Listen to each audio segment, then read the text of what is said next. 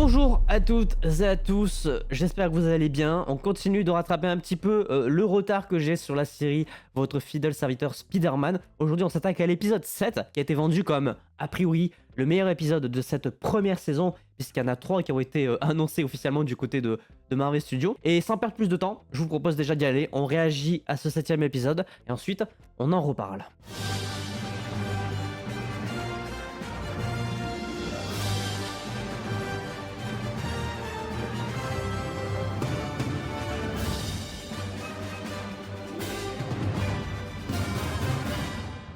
On est parti pour ce 7ème épisode, avec toujours un costume qui n'est pas rouge, et ça me gêne. Et on retrouve Nico qui a le droit d'être très énervé. Elle doit être très vexée et on le comprend. Ah ouais, là t'as fait fort. Mais ça se comprend en même temps. Oui, parce que c'est vrai que Lonnie, elle est perdue, elle. Hein. C'est terrible. Et Peter va aller tomber dessus à un moment donné avec le costume de Spidey, ça va être très bizarre. Parce qu'il peut pas te le dire. Bah, comme Peter avec Nico sur son identité secrète. C'est exactement la même situation. Pour les protéger. Voilà, exactement. C'est un débat. Je suis pas forcément d'accord du coup. Et il faut pas quelque chose qui se crée entre les deux parce que ça va partir en couille. Hein. Mais c'est mignon. C'est bien géré. Aïe aïe aïe aïe. Aïe aïe aïe aïe.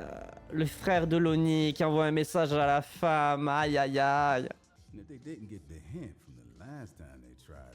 Ah oui, il s'en bat les couilles. Sa planque elle a été cramée, il s'en fout.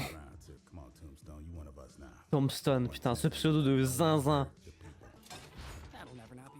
Ouais, j'avoue. Très excessif surtout. Waouh, waouh, waouh, waouh. Parle-moi vite, frérot. Énergie solaire. Oh, c'est Sunspot le bordel. Les rayons gamma. Ah bah oui. Ah bah oui, évidemment. Sans déconner. Ça a juste créé Hulk, l'abomination, Red Hulk. Juste ça. En même temps, il faut pas les explorer avec ce genre de truc. Ah parce que là, des armes gamma, c'est chaud. Là, c'est Scorpion du coup. C'est celui qu'on a vu à la fin de l'épisode 6. Ah ouais, c'est clairement... bah c'est ta faute, mais en même temps, bon. Compliqué. C'est pas exactement vrai non plus. Pour sauver des gens. C'est compliqué. C'est pas exactement ça. C'est... Elle interprète plutôt mal le bordel. J'avoue, c'est du bon gros tuning de Bobo là.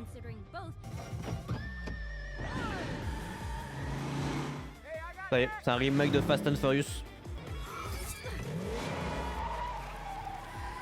Ça, c'est intéressant. L'utilisation des pouvoirs, ça y est. Ah, oui, tu m'étonnes. Aïe aïe aïe aïe.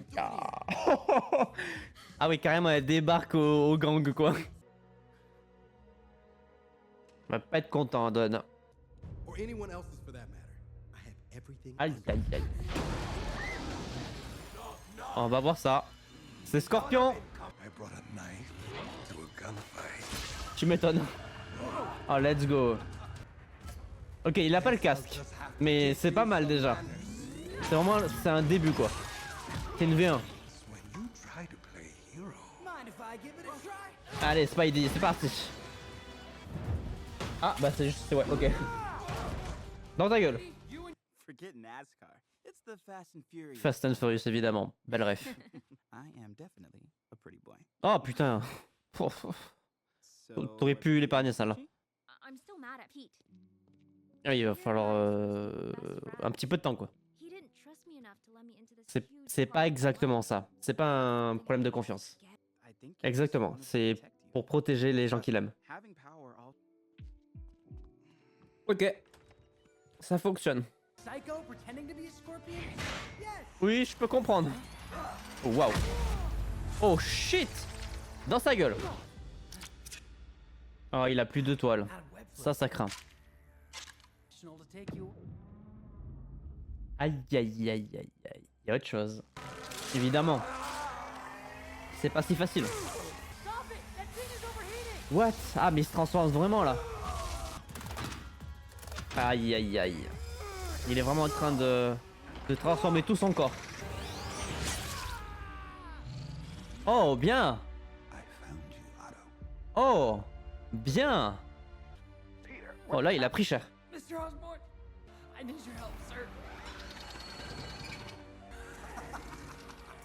Est-ce qu'on va le voir en bouffon vert ou pas? Oh, il se fait défoncer. Oh. Allez, allez, le bouffon vert. Le bouffon vert. Le bouffon vert. Le bouffon vert, mesdames et messieurs. Let's go. Yes. Oh, les Sinisters sont complètement réunis là. On a le bouffon vert. Oh, c'est incroyable. On a le putain de planeur. On le voit pas lui, mais c'est lui du coup. C'est incroyable. C'est incroyable. Non mais quelle masterclass. Quelle masterclass. Oh putain, c'est incroyable. Je suis choqué. Waouh.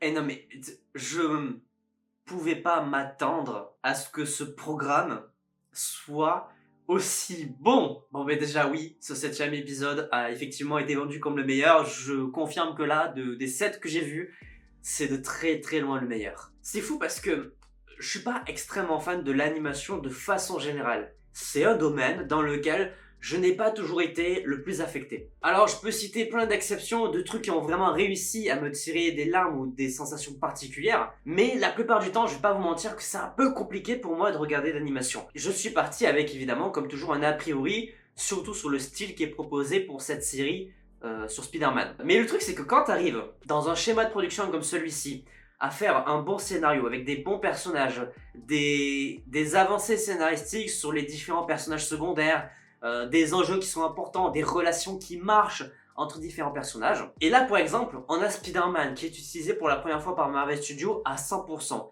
Ils en font quelque chose de très bon parce qu'ils l'utilisent à 100% de ses capacités. Parce que l'animation va évidemment pouvoir proposer bien plus de choses que le live action.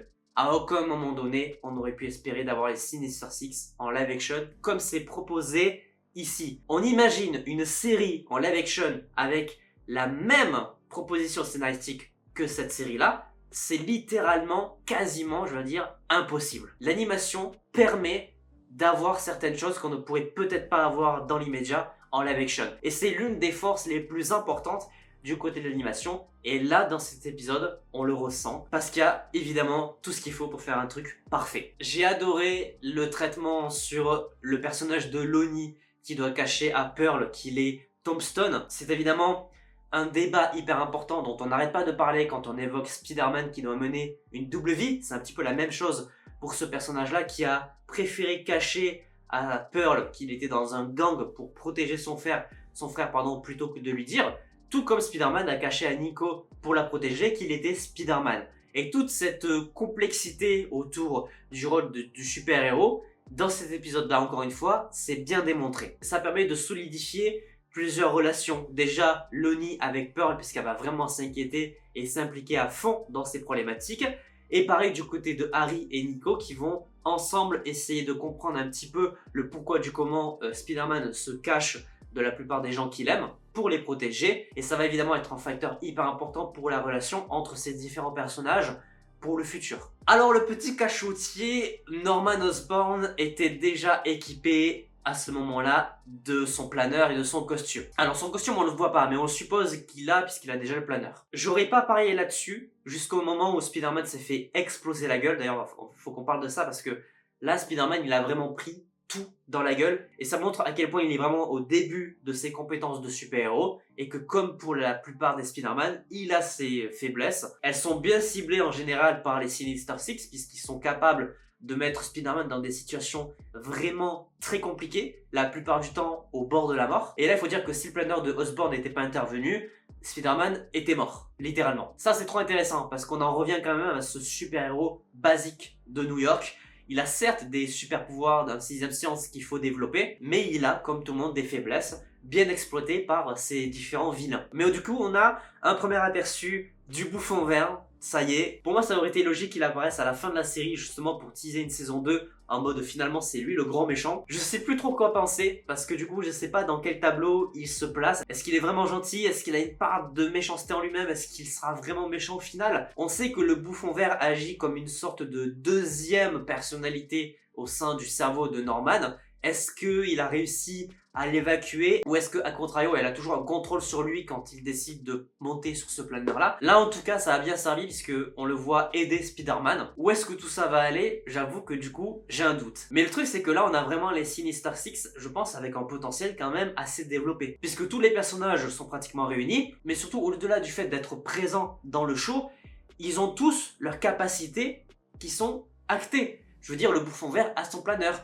le Docteur Octopus a possiblement ses bras, on les a pas vus, mais je pense qu'il les a. Le Scorpion a sa queue, le Lézard, on le sait, si la machine fonctionne, peut se transformer. Il manque vraiment plus que quelques éléments pour avoir cette équipe emblématique. Donc je sais pas ce qu'ils attendent, je ne sais pas si elle sera au cœur de la fin de cette saison 1, mais franchement, je pense que ça serait incroyable qu'on puisse l'avoir, ne serait-ce que quelques minutes, ou alors pour teaser les méchants de la saison 2, ça serait cool. Il y a un truc qu'on n'a pas réévoqué depuis l'épisode 1, c'est évidemment la morsure d'une araignée qui vient de notre univers. Je pense que c'est quand même important d'avoir une conclusion ou une continuité avec ce qui s'est passé, et donc possiblement de revoir le Doctor Strange qu'on a vu dans l'épisode 1, qui va peut-être apporter des éléments scénaristiques pour la saison 2 de cette série sur Spider-Man. Mais là pour le coup je spécule, cet épisode 7 est légendaire. Pour moi c'est le meilleur de très loin de cette saison 1. Un excellent épisode, je suis bouche bée, je m'attendais pas à autant de choses en un seul épisode. Le Bouffon Vert, c'était vraiment incroyable. Bref, sur ce, évidemment, j'espère que cette réaction review à ce 7ème épisode vous aura plu. N'hésitez pas à laisser un petit pouce bleu si c'est le cas, à vous abonner, à activer la cloche pour ne pas manquer les prochaines vidéos. Je vous donne logiquement rendez-vous demain pour la réaction review à l'épisode 8. On arrive bientôt à la fin de cette saison 1. Mais sur ce, évidemment, en attendant, portez-vous bien. C'était votre Captain. À la prochaine.